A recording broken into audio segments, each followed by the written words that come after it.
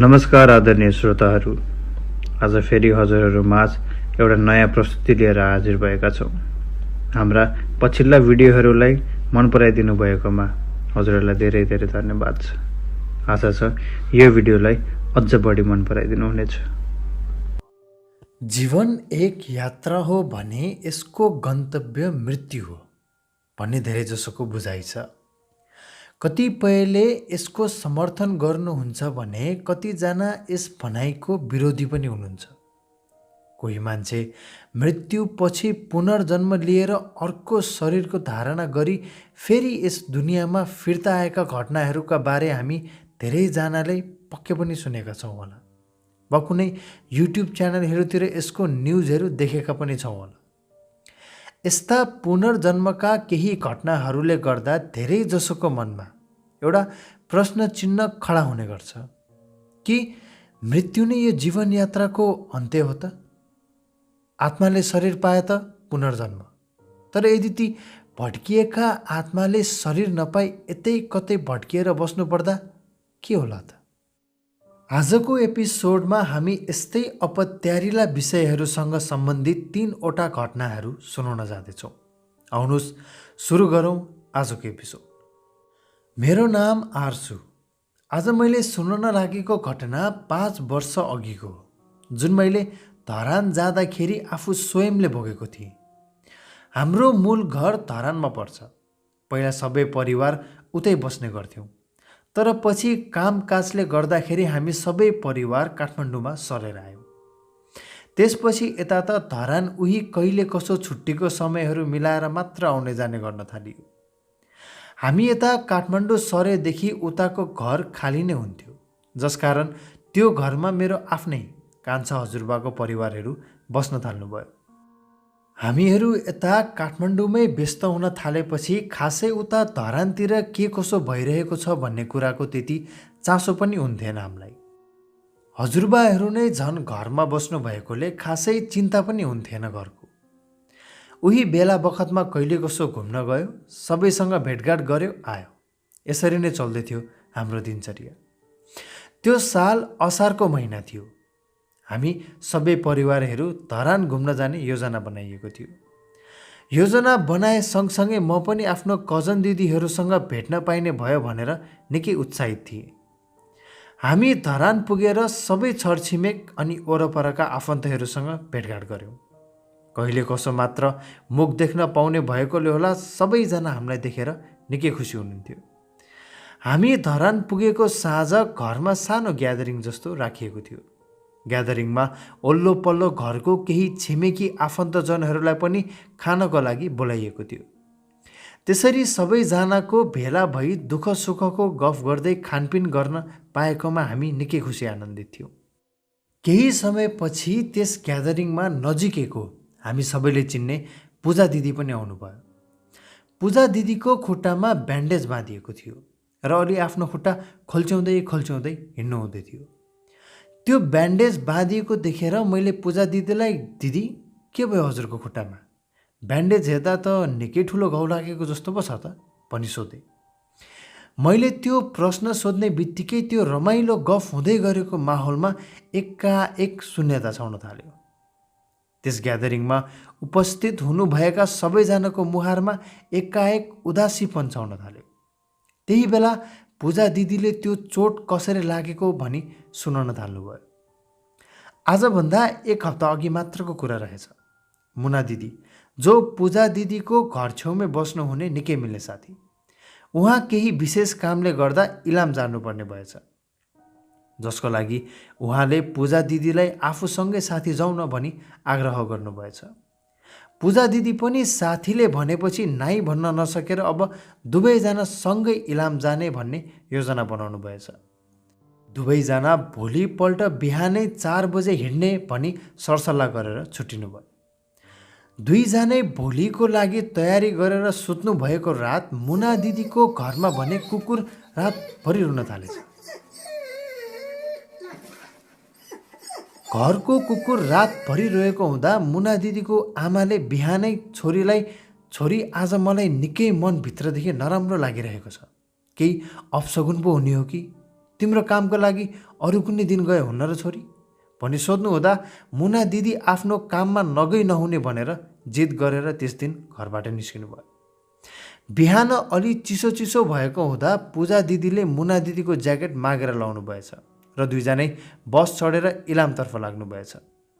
सबेरै निस्केका दुईजनाको बिहानको केही समयपछि भने उहाँहरू चढेको बसको दुर्घटना भएको खबर आएछ। खबर आउने बित्तिकै सबैको परिवारहरू हस्पिटलतिर भागदौड गर्न थाल्नुभयो। हस्पिटल पुग्दा पूजा दिदीको चाहिँ एउटा खुट्टाको हड्डी भाँचिएको र मुना दिदी चाहिँ अलिक गम्भीर अवस्थामा घाइते भएको भेटाउनु भएछ। पूजा दिदी त खुट्टाको प्लास्टर गरेर हस्पिटलबाट निस्किनु भयो, तर मुना दिदीको भने उपचारकै क्रममा 3-4 दिनपछि मृत्यु भयो। पूजा दिदीले यो घटना सुनाइसकेपछि भने हामी पनि निकै दुखी भयौँ। अघिसम्मको त्यो रमाइलो माहौल एकाएक खल्लो भयो। हामी धरान पुगेको भोलिपल्ट मुना दिदीको लागि उहाँको घरमा पूजा राखिएको पनि रहेछ। त्यहाँ गाउँतिरको छरछिमेक सबैलाई डाक्नु भएको रहेछ। भोलिपल्ट हामी सबै कोठामा दिदीहरूसँग गफ गरेर बसिरहेका थियौँ। अलि साँझतिरको समय थियो जब हजुरआमालाई भेट्न उहाँले चिन्ने एकजना एन्टी हाम्रो घरतिर आउनुभयो। त्यो एन्टीले घरमा आएर हजुरआमालाई ए बजाई म अघिदेखि त्यो पूजा नानीको घरको बाटो 2 पटक हिँडिसकेँ, होइन त्यो मुना किन पूजा नानीको घरको झ्याल बाहिर उभि बसेको छ के भएछ मुनालाई आज भनी सोध्नुभयो। हुन त मेरो हजुरआमा पनि पहिलादेखि नै केही अदृश्य शक्तिहरू देख्ने र महसुस गर्न सक्ने खोबी भएको मान्छे हुनुहुन्छ र पनि त्यो एन्टीको कुरा सुन्दा भने एकछिन त आफै चकित पर्नुभयो। हजुरआमाले के पो भन्छ यो मुनालाई देखेको रे, यो त हुनै सक्दैन, तिमीलाई थाहा छैन मुनाको मृत्यु भएको नै 6-7 दिन भइसक्यो आज। हजुरआमाको कुरा सुन्न साथ त्यो एन्टी त एकछिन निलै पर्नुभयो। एन्टीले ए बजै कस्तो विश्वास नगरेको भने हिँड्नु त म आफै देखाउँछु तपाईँलाई भनेर हजुरआमालाई हात समातेर बाहिर लिएर जानुभयो। दुईजना त्यसरी बाहिर निस्केको केही बेरमै हतारिँदै फर्किनु भयो। फर्केर आएपछि हजुरआमाले यसले त साँच्चै पो भन्दैछ त, त्यहाँ त मुना पूजा नानीको कोठा बाहिर उभिएर रोइरहेको पो छ त। हजुरआमाले त्यसो भन्दा त हामी त डरले सिरिङ्गे भयौँ। हामीलाई त खास भन्नुपर्दा घरबाट बाहिर निस्किन समेत आँट आइरहेको थिएन। पछि राति हामी सबैजना जसोतसो त्यही बाटो हुँदै मुना दिदीको घरतर्फ गयौँ पूजामा भेला हुनलाई। यसरी सबैजना त्यो बाटो हुँदै जाँदा भने पूजा दिदीको घर बाहिर केही त्यस्तो देखा परेन। मुना दिदीको घरमा निकै नाम चलेको धामीलाई बोलाइएको रहेछ। मृत्यु भएको मान्छेको आत्मालाई बोलाएर अन्तिम पटक भेटी आफ्नो बाटो पठाउने निकै पहिलादेखिको चलन त्यहाँ सम्पन्न हुँदै थियो। धामीले पूजा गर्न सुरु गर्न थाल्नुभयो।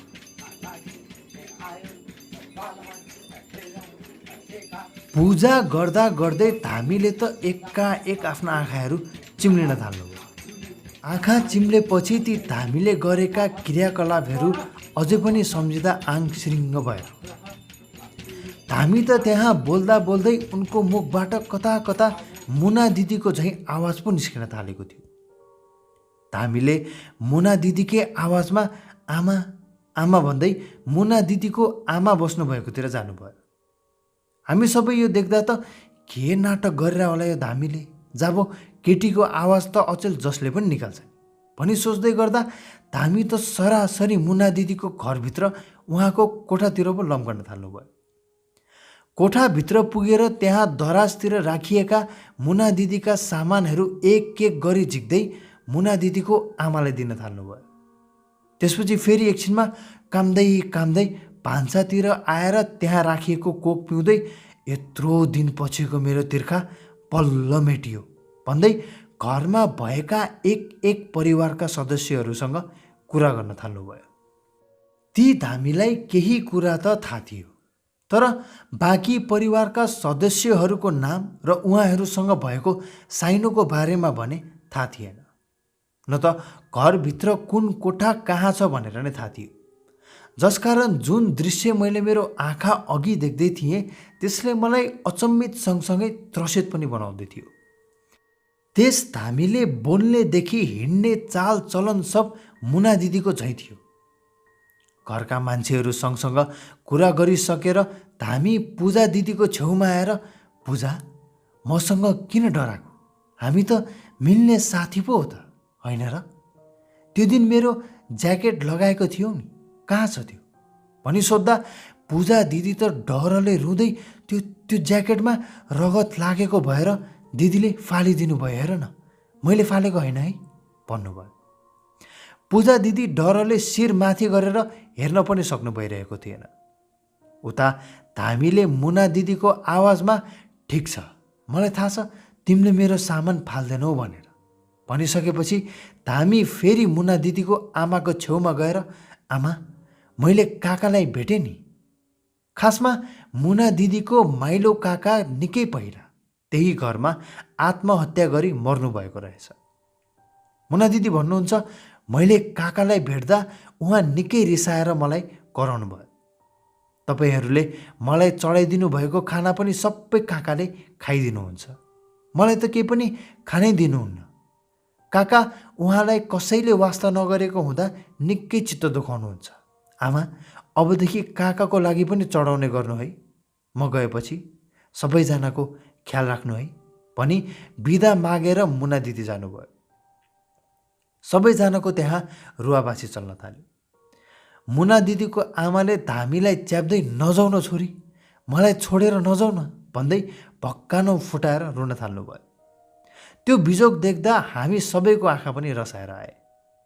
केही बेरमा धामीले आँखा खोल्नुभयो र अब मुनाको आत्मा आफ्नो बाटो लागेर गइसक्यो भन्नुभयो। मैले यो जस्तो घटना अहिलेसम्म पनि अनुभव गरेको थिइनँ। डर सँगसँगै एकदमै नरमाइलो महसुस भएको थियो त्यो परिवारको लागि। आजसम्म पनि मलाई त्यो रातको एक दृश्यहरू निकै राम्रोसँग याद छ र सायद कहिले बिर्सिन सक्दिनँ पनि होला। श्रोताहरू, अब लागौँ दोस्रो घटनातर्फ, जुन हामीलाई आर्सुजीले नै पठाउनु भएको छ। यो घटना चाहिँ उहाँको साथी अमृता राईजीले आफै भोग्नु भएको रहेछ। आउनुहोस् सुरु गरौँ। मेरो नाम अमृता राई र म धरानमै बस्छु। यो घटना चाहिँ करिब 4 साल अघि भएको घटना हो। हुन त हामी बस्ने ठाउँको सबै छरछिमेकहरू निकै मिलनसार नै हुनुहुन्छ, तर उहाँहरू सबैजना भन्दा पनि हाम्रै घरसँगै जोडिएको घरमा बस्नुहुने पूर्ण एन्टीको परिवारसँग भने हाम्रो परिवारको अलि बढी नै मित्रता छ। पूर्ण एन्टीको 2 जना छोरी, जेठीको नाम सीमा जो 15 वर्षकी छे र कान्छीको नाम रेशमा जो 8 वर्षकी थिइन्। रेशमा उमेरमा सानो भए तापनि निकै भावुक स्वभावकी थिइन्। कसैले केही कुरा भनिदियो कि छिट्टै चित्त दुखाइहाल्ने र छिट्टै रोइ पनि हाल्ने। पूर्ण एन्टीको छोरीहरू हाम्रो घरमा पनि निकै आउने जाने गर्थे, कहिले फिल्महरू हेर्न, कहिले काहीँ खेल्नको लागि पनि। सबैजना एक सिङ्गो परिवार चाहिँ भएर बसेका थियौँ। केही चाडपर्वहरू आउँदा पनि एक आपससँग मिलिजुली मनाउने गर्थ्यौँ। सीमा र रेशमा नाच्नमा भने निकै सिपालु थिए। हरेक तिहारको समयमा देउसी भैलो आयो कि 2 जना निकै राम्रोसँग आफ्नो नाच प्रस्तुत गर्न आइहाल्थे। हाम्रो घर अघिको आँगनमा 2 जना छमछमी चुरा र पाउजु बजाउँदै नाचेको हिजो अस्ति जस्तो मात्र लाग्छ। त्यो साल दसैँको बेला थियो। रेशमालाई हाम्रो घरमा छोडेर पूर्ण एन्टी जेठी छोरी सीमासँग बजारतिर किनमेल गर्न निस्किन लाग्नु हुँदै थियो। रेशमाले त्यो बेला आफू पनि सँगै बजार जान्छु भनेको हुँदा एन्टीले, हुँदैन, सामानहरू धेरै हुन्छ अनि बजार नि निकै भिडभाड हुन्छ, म 2 जनालाई कता कता खोज्दै बस्नु, अनि तिमी यतै बस न दिदीहरूको घरमा, दिदीहरूसँगै खेल्दै गर, हामी छिटै आइहाल्छौँ नि भन्नुभयो। एन्टीले त्यति भन्न साथ रेशमा त पिलपिलाउँदो आँखा लिएर जान्छु भनेर जिद गर्न थाली। एन्टीले जसो तसो रेशमालाई हाम्रो घरमा छोडेर सीमालाई लिएर बजार जानुभयो। एन्टीले त्यसरी जबरजस्ती छोडेर गएको हुँदा रेशमा निकै रिसाएकी थिए। रिसले चुर हुँदै रेशमा त हाम्रोमा पनि बस्न नमानी आफ्नो घरभित्र गए। हामीले नि अहिले आफै रिस शान्त भएपछि आइहाल्छ नि भन्ने सोच भयो।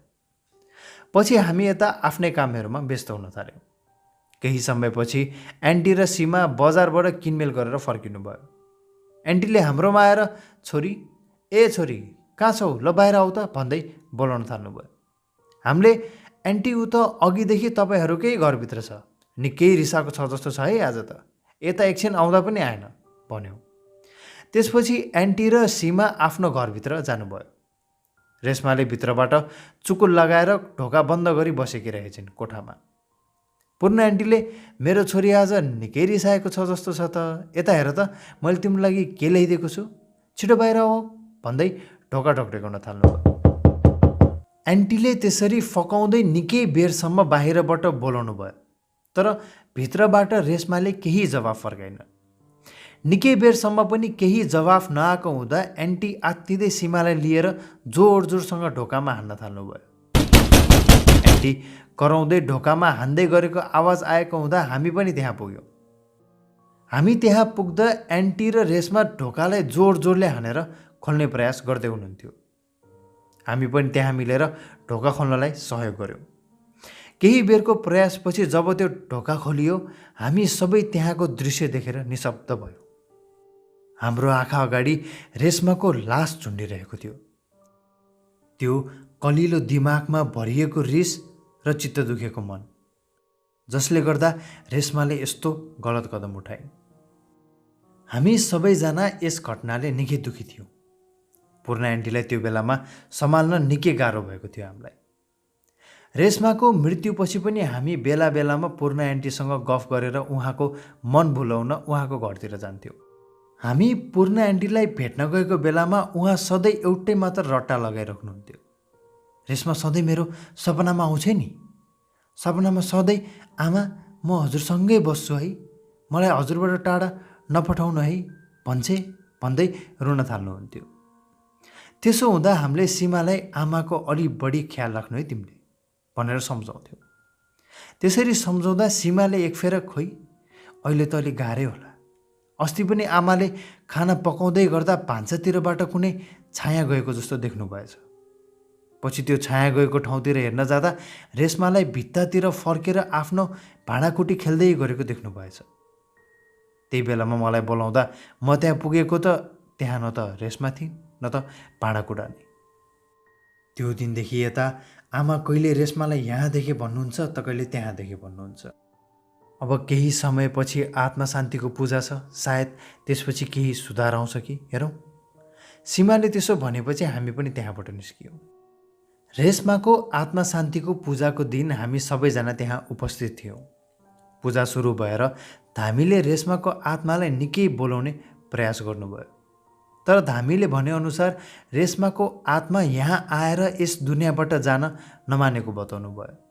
निकै प्रयास पश्चात पनि धामीको केही सिप नलागेपछि पूजा त्यहीँ टुङ्गियो। त्यसपछि पनि धेरै धामीहरू लगाएर प्रयास गरियो, तर केही काम लागेन। केही गर्दा नि नभएपछि घरको मान्छेहरूले पनि अब कोसिस गर्न छोडिदिनु भयो। रेशमाको आत्मा शान्तिको पूजा कहिले सम्पन्न भएन। पूर्ण एन्टी र सीमा भने अझै बेला बेला रेशमालाई घरतिरै कता देख्ने गरेको बताउनुहुन्छ। त्यसको अर्को वर्षको तिहारको समय थियो सायद।